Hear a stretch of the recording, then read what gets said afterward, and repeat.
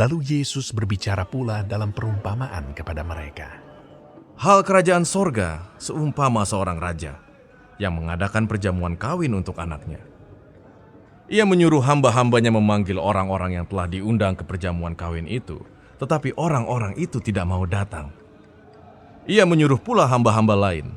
Pesannya, katakanlah kepada orang-orang yang diundang itu, sesungguhnya hidangan telah kusediakan, lembu-lembu jantan dan ternak piaraanku telah disembelih, semuanya telah tersedia. Datanglah ke perjamuan kawin ini. Tetapi orang-orang yang diundang itu tidak mengindahkannya. Ada yang pergi ke ladangnya, ada yang pergi mengurus usahanya, dan yang lain menangkap hamba-hambanya itu, menyiksanya dan membunuhnya.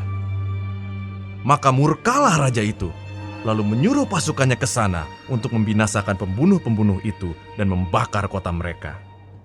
Sesudah itu ia berkata kepada hamba-hambanya, perjamuan kawin telah tersedia, tetapi orang-orang yang diundang tadi tidak layak untuk itu.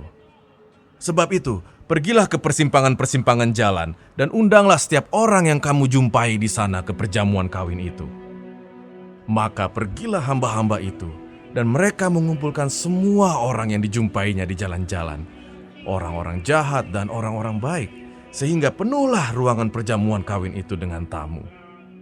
Ketika raja itu masuk untuk bertemu dengan tamu-tamu itu, ia melihat seorang yang tidak berpakaian pesta. Ia berkata kepadanya, "Hai saudara, bagaimana engkau masuk kemari dengan tidak mengenakan pakaian pesta?" Tetapi orang itu diam saja.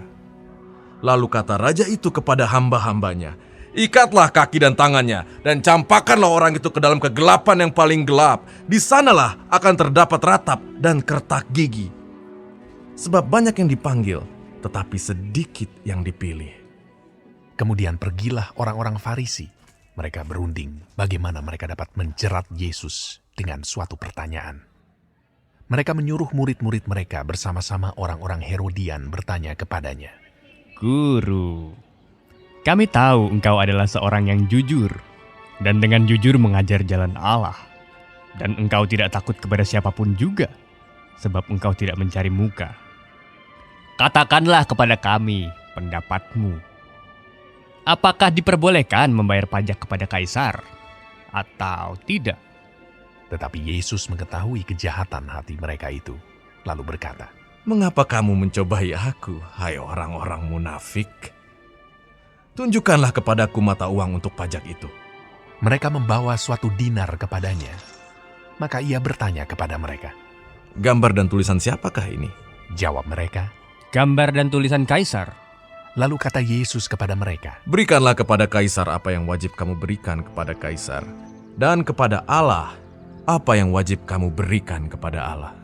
Mendengar itu, heranlah mereka dan meninggalkan Yesus lalu pergi. Pada hari itu datanglah kepada Yesus beberapa orang Saduki yang berpendapat bahwa tidak ada kebangkitan.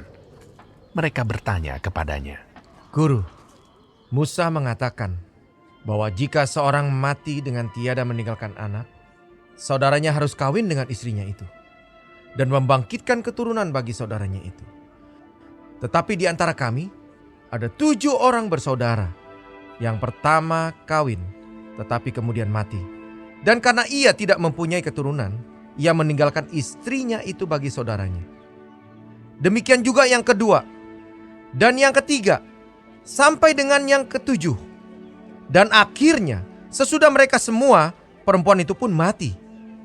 Siapakah di antara ke-7 orang itu yang menjadi suami perempuan itu pada hari kebangkitan? Sebab mereka semua telah beristikan dia." Yesus menjawab mereka, "Kamu sesat, sebab kamu tidak mengerti kitab suci maupun kuasa Allah. Karena pada waktu kebangkitan, orang tidak kawin dan tidak dikawinkan, melainkan hidup seperti malaikat di sorga. Tetapi tentang kebangkitan orang-orang mati, tidakkah kamu baca apa yang difirmankan Allah ketika ia bersabda, 'Akulah Allah Abraham, Allah Ishak, dan Allah Yakub'? Ia bukanlah Allah orang mati, melainkan Allah orang hidup." Ya Tuhan. Orang banyak yang mendengar itu takjub akan pengajarannya. Ketika orang-orang Farisi mendengar bahwa Yesus telah membuat orang-orang Saduki itu bungkam, Berkumpullah mereka, dan seorang dari mereka, seorang ahli Taurat, bertanya untuk mencobai dia. Guru, hukum manakah yang terutama dalam hukum Taurat? Jawab Yesus kepadanya, Kasihilah Tuhan Allahmu dengan segenap hatimu, dan dengan segenap jiwamu, dan dengan segenap akal budimu. Itulah hukum yang terutama dan yang pertama. Dan hukum yang kedua, yang sama dengan itu, ialah kasihilah sesamamu manusia seperti dirimu sendiri. Pada kedua hukum inilah tergantung seluruh hukum Taurat dan kitab para nabi. Ketika orang-orang Farisi sedang berkumpul, Yesus bertanya kepada mereka, katanya, Apakah pendapatmu tentang Mesias? Anak siapakah dia? kata mereka kepadanya, anak Daud.